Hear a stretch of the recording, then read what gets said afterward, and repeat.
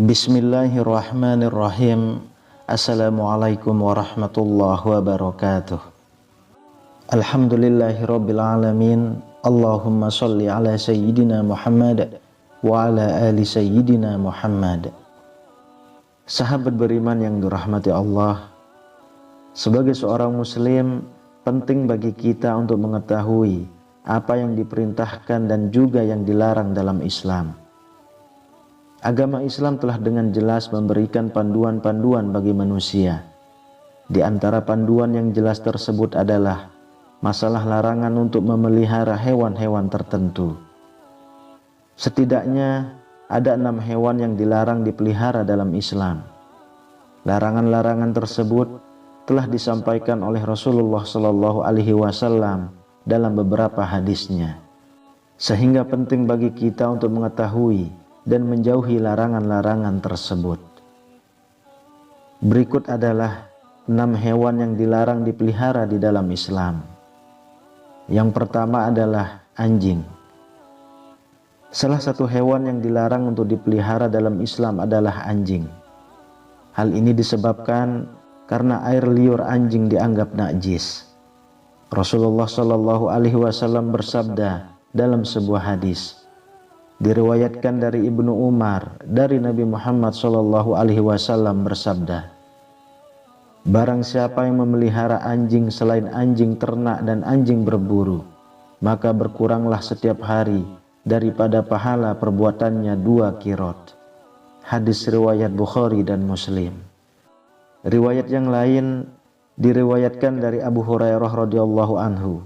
Ia berkata, Rasulullah SAW bersabda, barang siapa yang memelihara anjing kecuali anjing untuk menjaga ternak, berburu dan bercocok tanam, maka pahalanya akan berkurang setiap 1 hari sebanyak 1 qirot. Hadis riwayat Muslim dan Abu Daud. Hal yang lain, mengapa Islam melarang memelihara anjing? Karena malaikat tidak akan mendatangi rumah seorang hamba yang di rumahnya ada anjing. Hal tersebut diungkapkan oleh Rasulullah SAW saat mendengar cerita malaikat Jibril. Rasulullah pernah mengatakan, malaikat Jibril datang kepadaku kemudian ia berkata kepadaku, tadi malam saya datang kepadamu, tidak ada satupun yang menghalang-halangiku untuk masuk kecuali karena di pintu rumahmu ada patung dan di dalamnya ada gorden yang bergambar, dan di dalam rumah itu ada pula anjing. Oleh karena itu, perintahkanlah supaya kepala patung itu dipotong untuk dijadikan 2 bantal yang diduduki, dan diperintahkanlah anjing itu supaya dikeluarkan. Hadis riwayat Abu Daud, An-Nasa'i, Tirmizi, dan Ibnu Hibban. Lalu yang kedua, ular. Ular juga termasuk hewan yang dilarang dalam Islam untuk dipelihara. Rasulullah SAW memerintahkan umatnya untuk membunuh ular jika bertemu dengannya, bukan untuk dipelihara. Hal ini didasarkan pada salah satu hadis yang menyatakan bahwa Rasulullah SAW memerintahkan untuk membunuh 2 binatang hitam ketika sholat, yaitu ular dan kalajengking. Hadis riwayat Tirmizi. Perintah untuk membunuh ini dimaksudkan ketika ular tersebut dalam keadaan mengancam. Jika tidak, maka tidak dianjurkan untuk dibunuh, apalagi diburu.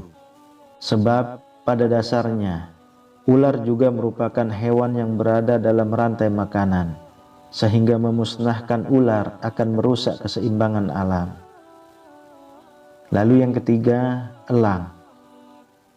Elang adalah hewan yang dilarang dalam agama Islam.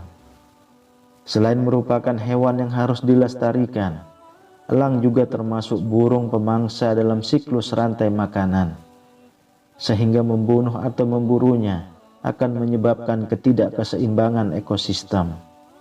Selain itu, burung-burung, termasuk elang, juga umat dan hamba Allah, sehingga kita dilarang untuk memelihara, membunuh atau memburunya.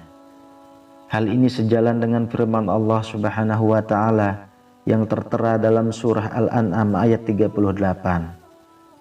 Dan tiadalah binatang-binatang yang ada di bumi dan burung-burung yang terbang dengan kedua sayapnya, melainkan umat juga seperti kamu.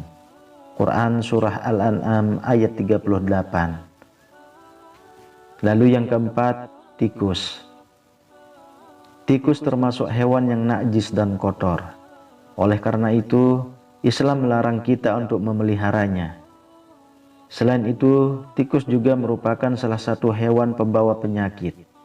Tikus hidup dalam lingkungan yang kotor dan memakan makanan yang kotor. Sedangkan dalam Islam, hal yang kotor sangat dibenci oleh Allah Subhanahu wa taala dan Rasulullah sallallahu alaihi wasallam. Kebersihan dan kesucian merupakan bagian dari iman dalam agama Islam. Sehingga menjaga rumah dari tikus yang dapat menyebabkan penyebaran penyakit adalah tindakan yang sangat dianjurkan. Hal ini sejalan dengan sabda Rasulullah Shallallahu Alaihi Wasallam dalam hadis yang berbunyi, kebersihan adalah sebagian dari iman. Hadis riwayat Tirmizi. Yang kelima, gagak. Gagak, khususnya gagak yang memiliki punggung dan perut putih, juga dilarang untuk dipelihara dalam Islam. Hal ini didasarkan pada pendapat Imam Syafi'i yang menyatakan bahwa gagak tidak boleh dipelihara dan diperboleh untuk dibunuh. Gagak juga bukanlah hewan yang mendatangkan keberkahan dan juga kemanfaatan. Hal ini didasarkan pada suatu hadis di mana malaikat Jibril datang kepada Nabi Shallallahu Alaihi Wasallam lalu berkata, Allah memerintahkan untuk membunuh burung gagak yang hitam karena ia telah membelalakkan kedua matanya ketika anaknya mati. Kemudian Allah Subhanahu wa taala berfirman, bagaimana burung itu memohon kepadaku sedangkan ia telah mematikan anaknya. Hadis riwayat Muslim. Dalam hadis lainnya, Rasulullah Shallallahu alaihi wasallam juga pernah bersabda, 5 jenis hewan yang seluruhnya fasik boleh dibunuh di tanah suci, yakni burung gagak, burung elang, ular, tikus, dan binatang buas. Hadis riwayat Muslim. Kemudian yang keenam, cicak. Cicak meskipun sering berkeliaran di rumah, juga dilarang untuk dipelihara. Nabi Muhammad SAW memerintahkan umatnya untuk membunuh cicak, sebab cicak termasuk hewan pengganggu, najis dan juga kotor. Bahkan dalam beberapa riwayat, membunuh cicak akan mendapatkan pahala. Hal ini didasarkan pada hadis yang bersumber dari Abu Hurairah radhiyallahu anhu. Rasulullah Shallallahu alaihi wasallam pernah bersabda, siapa saja yang membunuh cicak dengan sekali pukulan, maka ia mendapat pahala sekian. Siapa saja yang membunuhnya dengan kedua kali pukulan, maka ia mendapat pahala sekian kurang dari yang pertama. Hadis riwayat Muslim. Itulah beberapa di antara hewan yang dilarang dipelihara dalam Islam. Meskipun dilarang dipelihara, namun tidak semua hewan tersebut harus dibunuh atau dimusnahkan. Ada beberapa hewan yang perlu kita jaga kelestariannya. Selain itu, untuk menjaga keseimbangan ekosistem, menjaga kelestarian hewan juga merupakan bentuk sifat dan cinta kasih sayang terhadap sesama makhluk Allah Subhanahu wa ta'ala. Semoga kita senantiasa diberikan perlindungan dari hewan-hewan yang mendatangkan bahaya dan terhindar dari keburukan yang diakibatkannya. Amin ya rabbal alamin.